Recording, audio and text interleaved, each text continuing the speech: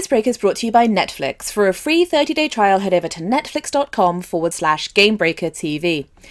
Now, players who follow Gamebreaker regularly will know that I'm not the hugest fan of daily quests, but when PvP Dailies were announced in patch 5.2 and Gamebreaker community member Squishy let me know via Twitter that actually the PvP Dailies were in, I had to go and check them out just for you guys. Now, unfortunately, I was unable to capture footage of the PvP Dailies, so we're having another look at some more of Law's first look video from the Isle of Thunder.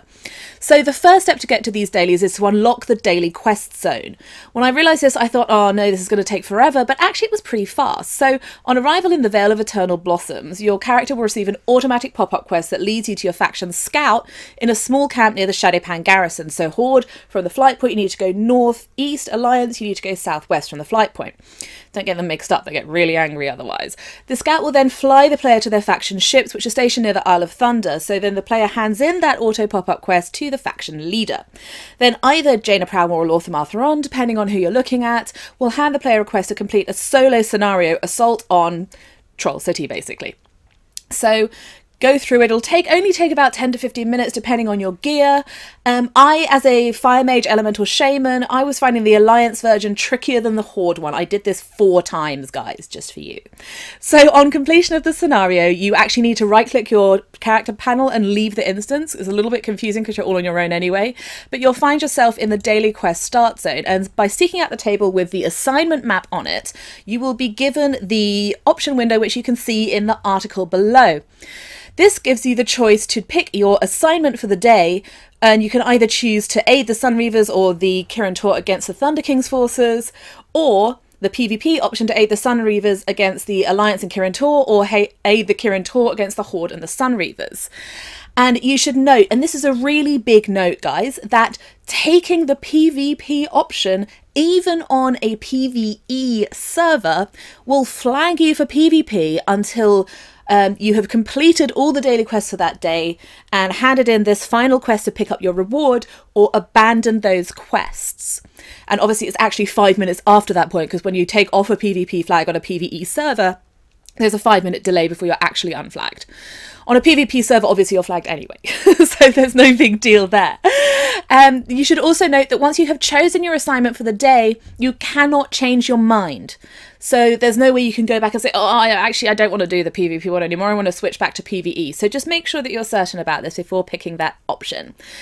The points awarded are slightly different. So the PvE option gives you more reputation, more valor than you get conquest with the PvP side, and also more lesser charms than you get on the PvP side. However, the PvP side does give you 525 honour points in return for your efforts. So kind of swings and roundabouts what you want to do there. I mean, obviously if you're going for pure reputation and lesser charms, you're going to be better off with the PvE version, but the PvP version is a nice little bit of honour,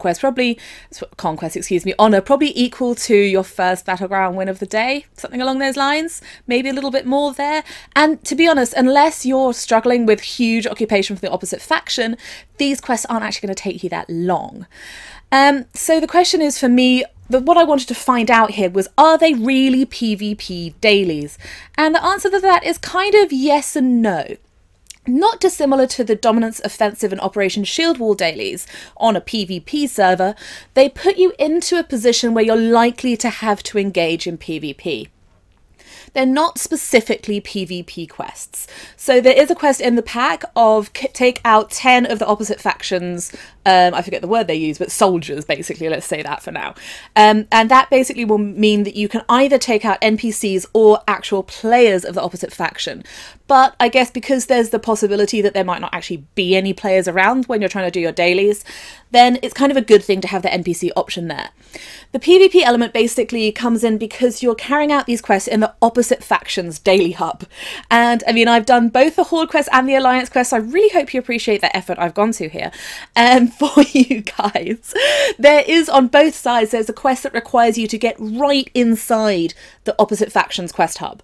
On the Alliance side, it's to steal a book from Jaina's area, and on the Horde side it's to kill this sort of robot thing that's at the back.